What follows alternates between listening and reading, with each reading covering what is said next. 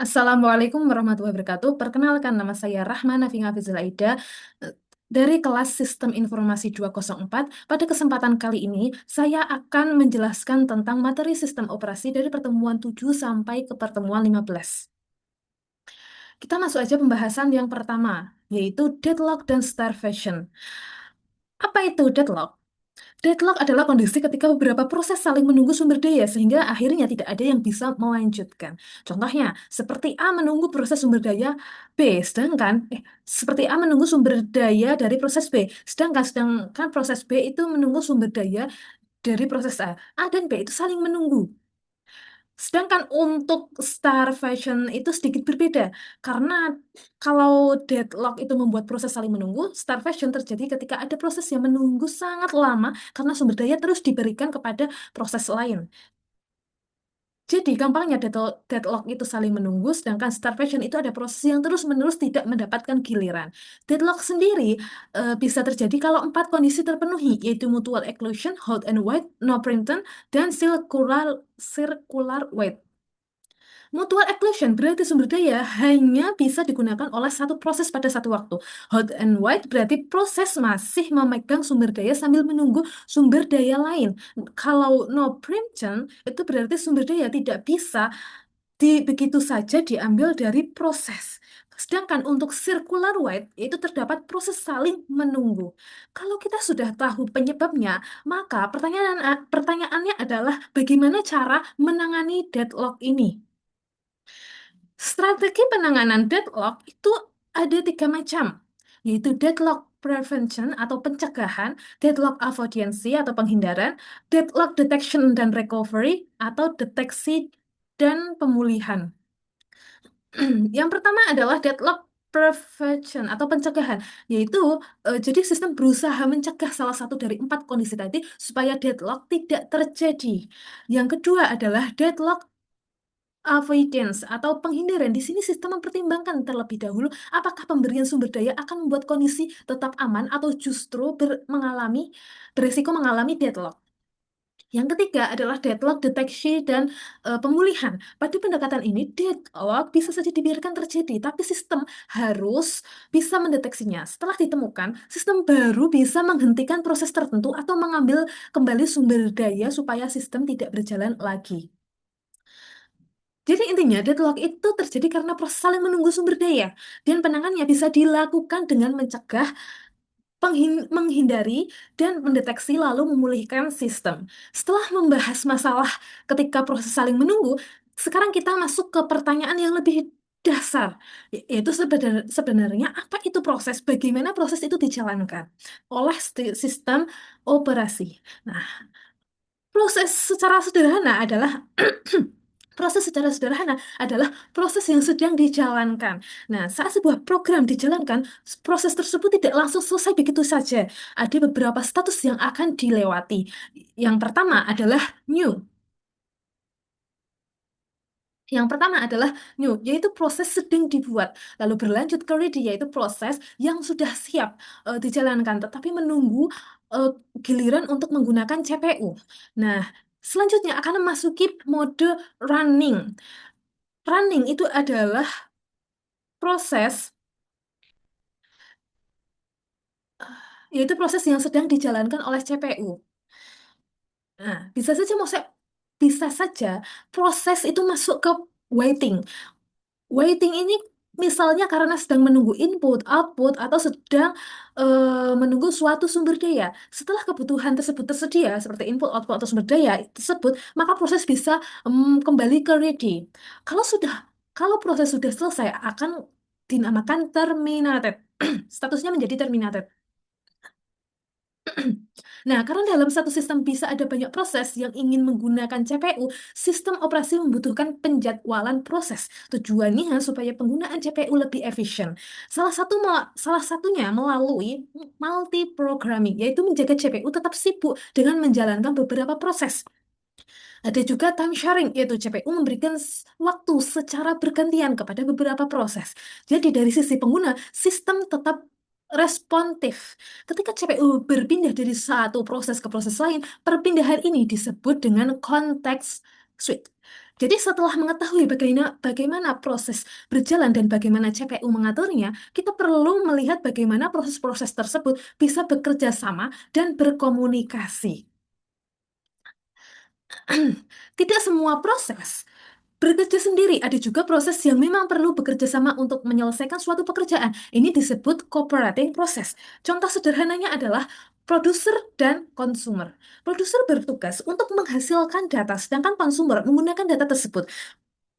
Misalnya, produser menghasilkan suatu data, kemudian konsumer mengambil dan menggunakan data tersebut. Karena mereka saling berhubungan, dibutuhkan cara supaya keduanya itu bisa bertukar informasi dengan baik, jadi tidak miskomunikasi. Salah satunya adalah menggunakan share memory, yaitu bagian memori yang bisa digunakan bersama untuk berbagi data. Selain itu, ada yang disebut IPC atau Inter-Process Communication. Sederhananya, IPC adalah mekanisme yang digunakan proses untuk saling bertukar informasi. Komunikasinya bisa secara langsung atau direct communication, yaitu proses berkomunikasi langsung dengan proses lain. Bisa juga secara tidak langsung atau indirect communication. Misalnya melalui mailbox sebagai perantara.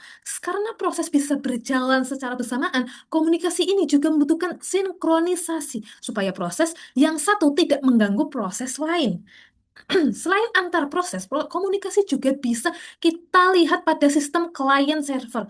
Klien meminta layanan, kemudian server menyediakan layanan tersebut. Jadi setelah membahas tentang bagaimana bisa kerjasama dan antara komunikasi dan proses, kita akan masuk ke bagian yang lebih kecil dari proses, yaitu thread. Di sini ada dua konsep, yaitu single thread dan multi-thread. Single thread berarti satu proses hanya memiliki satu alur eksekusi. Jadi secara sederhananya, proses tersebut menjalankan satu alur pekerjaan. Keuntungannya cukup banyak. Misalnya, meningkatkan responsivitas sistem, memungkinkan beberapa aktivitas secara bersamaan, lebih efisien dalam penggunaan sumber daya, dan dapat meningkatkan kinerja pada sistem dengan banyak prosesor. Nah, thread sendiri itu ada dua jenis utama, yaitu user thread dan kernel thread. User thread dikelola pada tingkat pengguna melalui pustaka thread, sedangkan kernel thread dikelola langsung oleh sistem operasi. Ada juga beberapa model hubungan antara user thread dan kernel thread, yaitu many to one to many, money to money. Implementasi thread juga bisa ditemukan pada teknologi seperti Thread dan Java Thread, serta pada sistem operasi seperti Solaris, Windows, dan Linux. Jadi kalau proses kita bisa anggap sebagai sebuah pekerjaan, thread sendiri kita bayangkan sebagai alur pekerjaan di dalam proses tersebut. Nah, sebuah proses dan thread tadi tentunya membutuhkan tempat untuk menyimpan data. Karena itu selanjutnya kita akan membahas tentang manajemen memori. Manajemen memori itu kita juga merupakan kegiatan sistem operasi dalam mengatur penggunaan memori agar dapat digunakan secara efisien dan teratur. Kalau kita membicarakan tentang memori, kita juga perlu memahami beberapa bagian utama dari CPU, yaitu control unit, gunanya untuk mengatur dan mengendalikan jalannya instruksi. Terus ada ALU atau Arithmetica Logic Unit, itu melakukan operasi aritmatika dan logika. Selanjutnya ada register, yaitu tempat menyimpan tempat penyimpanan sementara yang sangat cepat. Sedangkan memori digunakan untuk menyimpan data dan instruksi yang sedang dibutuhkan oleh CPU ketika menjalankan program. Nah, disinilah sistem operasi berperan dalam manajemen memori. Manajemen memori adalah bagaimana sistem operasi mengatur menggunakan memori supaya dapat digunakan secara efisien dan teratur. Sistem operasi harus menentukan bagian memori mana yang digunakan oleh suatu proses, eh, memantau penggunaannya dan membersihkan memori ketika proses sudah selesai. Nah, CPU sendiri mengambil instruksi dari memori berdasarkan program counter atau dinamakan PC. Kalau diperhatikan, ada satu prinsip kesederhana pada memori. Semakin dekat letaknya dengan CPU, biasanya semakin cepat, tetapi kapasitasnya lebih kecil. Setelah memahami bagaimana memori dikelola, sekarang kita kembali ke CPU. Karena CPU terbatas dan banyak proses ingin menggunakannya, maka kita membutuhkan penjadwalan CPU. Konsep dasar dari penjadwalan CPU adalah mekanisme sistem operasi untuk memilih proses yang akan menggunakan CPU. Tujuan utamanya adalah supaya CPU bisa digunakan seefektif mungkin. Dalam menjalankan suatu proses, ada bagian ketika proses menggunakan CPU yang disebut CPU bus, dan ada juga kondisi ketika proses harus menunggu input dan menunggu input atau output. Dalam penjadwalan CPU ada dua jenis utama, yaitu preemptive dan non-preemptive. Pada preemptive,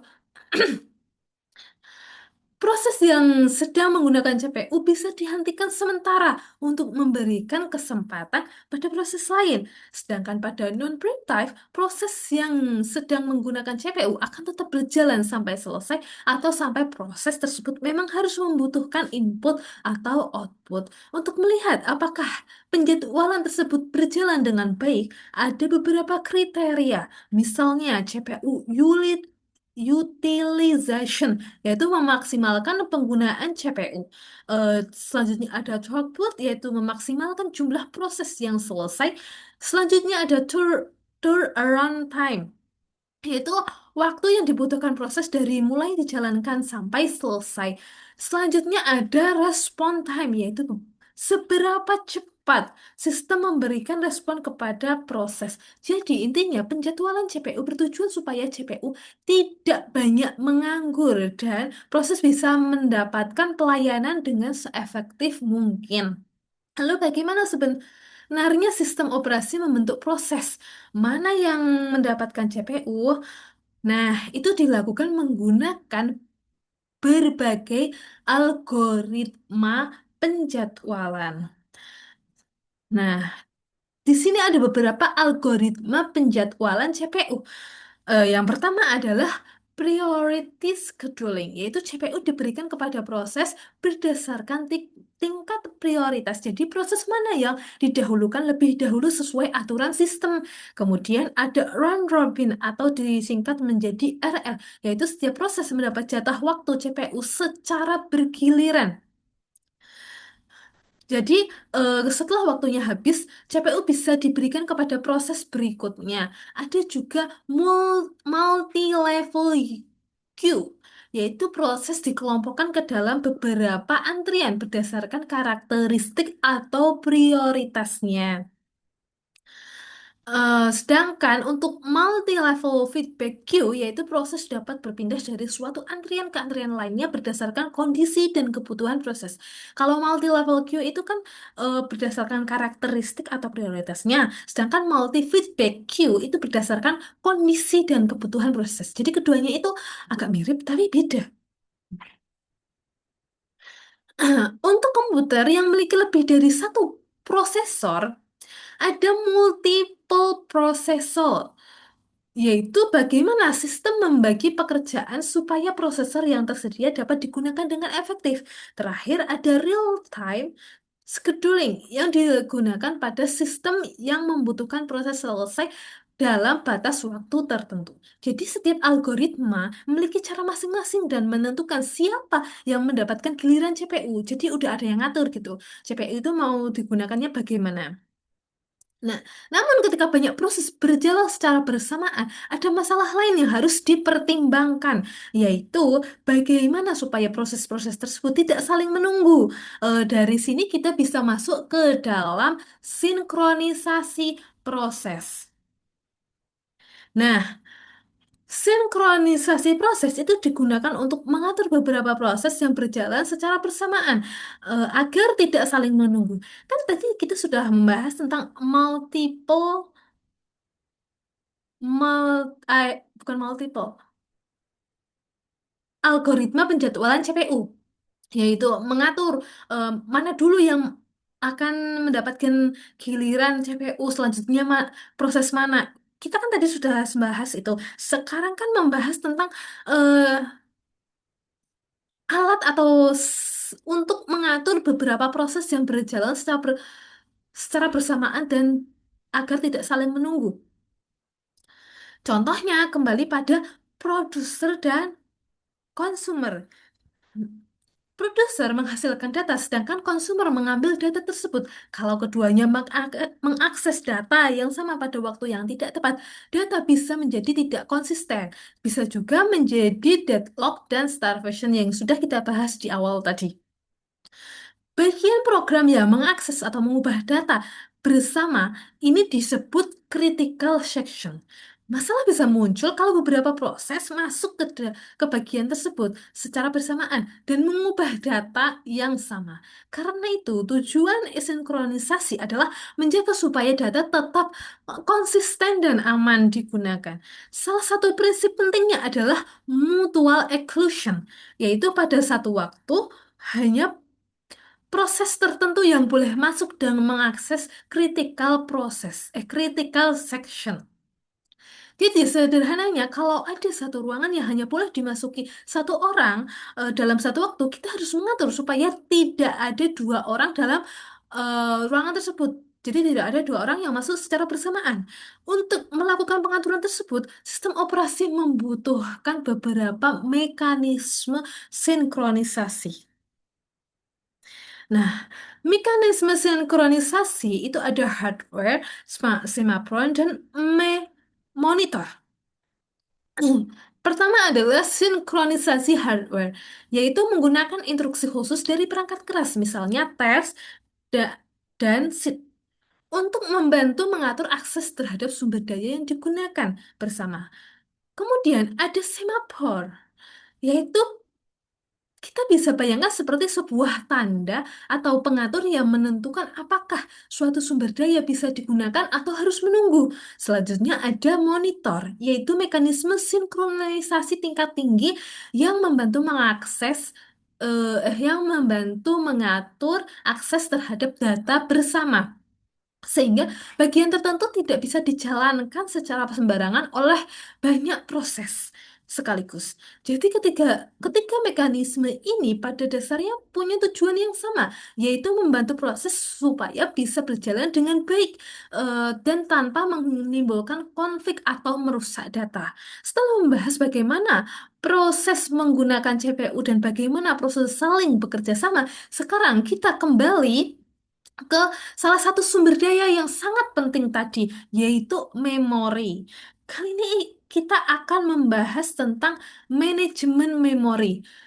Nah, manajemen memori itu ada virtual memory dan demand packing. Nah, virtual memory sendiri adalah teknik manajemen memori yang memungkinkan sebuah program tetap berjalan meskipun seluruh bagian program tersebut tidak berada di memori fisik pada saat yang sama. Jadi, program tidak harus semuanya dimasukkan ke RAM sekaligus. Salah satu tekniknya adalah demand patching. Nah, sederhananya, patch atau bagian dari program hanya dimasukkan ke memori ketika memang dibutuhkan. Nah, kalau page yang digunakan ternyata belum ada di memori, akan terjadi page fault. Sistem operasi kemudian mengambil page tersebut dari penyimpanan dan memasukkannya ke memori. Masalahnya, jumlah ruang di memori terbatas. Kalau tidak ada frame kosong untuk memasukkan page baru, sistem operasi perlu menggunakan page replacement, yaitu memilih page mana yang harus dikeluarkan untuk memberi tempat bagi page yang baru dibutuhkan. Nah, kemudian ada alokasi frame, eh, yaitu menentukan jumlah frame yang diberikan kepada setiap proses. Dapat menggunakan fixed allocation atau priority allocation. Nah, ada juga kondisi yang dinamakan thrashing. Itu terjadi ketika sistem terlalu sering melakukan perpindahan page atau mengalami page fault. Sehingga banyak waktu CPU justru terbuang untuk mengatur memori daripada menjalankan proses. Akibatnya, kinerja sistem bisa turun drastis. Jadi pada bagian ini kita bisa melihat bahwa sistem operasi bukan hanya mengatur proses, tapi juga harus pintar mengatur memori yang jumlahnya terbatas. Setelah membahas pengelolaan sistem dan sumber daya, ada satu hal penting lagi, bagaimana supaya sumber daya dan data tersebut tetap aman. Nah, kita masuk ke keamanan sistem operasi. Nah, tujuan keamanan sistem operasi adalah untuk melindungi sistem, data, dan sumber daya dari akses atau tindakan yang tidak sah. Aspek utamanya ada beberapa hal, yaitu confidentiality dan integrity. Confidentiality adalah informasi yang hanya dapat diakses pihak yang berwenang, sedangkan integrity adalah data tidak diubah secara tidak sah. Availability adalah sistem dan informasi tetap dapat digunakan. Selain itu, ada beberapa bentuk ancaman, yaitu interruption, berarti layanan atau sistem terganggu atau dihentikan. Selanjutnya ada interception, berarti seseorang mendapatkan informasi tanpa izin. Selanjutnya ada modification, yaitu berarti data diubah secara tidak sah. Sedangkan fabrication atau pemalsuan berarti ada data atau informasi palsu yang dimasukkan ke dalam sistem. Untuk mengurangi resiko tersebut, ada beberapa prinsip keamanan, yaitu salah satunya adalah memberikan hak akses pengguna seminimal mungkin sesuai kebutuhan. Jadi pengguna tidak seharusnya mendapatkan akses lebih besar dari yang memang diperlukan. Kemudian setiap akses terhadap sumber daya yang juga perlu diperiksa. Setelah mengetahui pentingnya keamanan, pertanyaannya adalah bagaimana sistem bisa memastikan bahwa orang yang bisa memastikan mengakses memang benar-benar memiliki izin. Nah, di sini kita masuk ke autentikasi dan proteksi sistem. Autentikasi pemakai ada tiga dasar, yaitu sesuatu yang diketahui, seperti password, PIN, sesuatu yang dimiliki, seperti kartu, token, atau kunci, sesuatu yang menjadi ciri pengguna, yaitu sidik jari, suara, atau karakteristik biometrik. Setelah pengguna dikenali, sistem juga perlu menentukan apa saja yang boleh dilakukan oleh pengguna tersebut. Untuk itu, ada yang dinamakan dengan akses kontrol. Akses kontrol yaitu mekanisme untuk membatasi siapa yang boleh mengakses suatu objek atau sumber daya. Ada juga akses kontrol list, yaitu sumber daftar yang menunjukkan hak akses pengguna terhadap suatu suatu objek. Kemudian ada firewall yang berfungsi mengontrol lalu lintas jaringan untuk membantu melindungi sistem dari akses yang tidak diinginkan. Selanjutnya adalah encryption, yaitu melindungi informasi dengan mengubahnya menjadi bentuk yang tidak mudah dibaca tanpa kunci. Jadi, kalau kita tarik kesimpulan dari seluruh materi tadi, sistem operasi sebenarnya tidak hanya bertugas menjalankan program.